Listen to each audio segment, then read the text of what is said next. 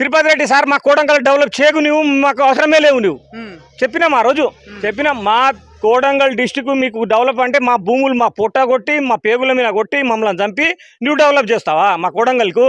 ఇప్పుడు సీఎం అయినందుకు ఎందుకు కొడతావు? మా పొట్ట మీద ఎందుకు కొడతావు? నువ్వు సీఎం ఎందుకు? మాకు డెవలప్ అవ్వద్దు అంటే మీకు డెవలప్ ఎప్పుడు వద్దు మేము చేయను, మీకు అవసరమే లేదంటే 6 నెలలు గప్పుకున్నాడు.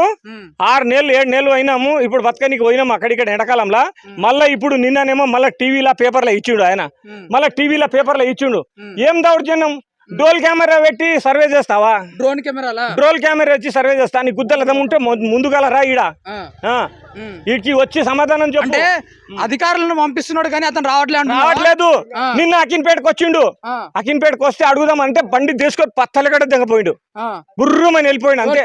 తిరుపతి రెడ్డి వాళ్ళ కార్యకర్త, మన మెయిన్ కాంగ్రెస్ కార్యకర్తని అడుగుదామని పోయినాం, పోతే బండి తీసుకొని నిలగొట్టుకొని వెళ్ళిపోయిండు అంతే.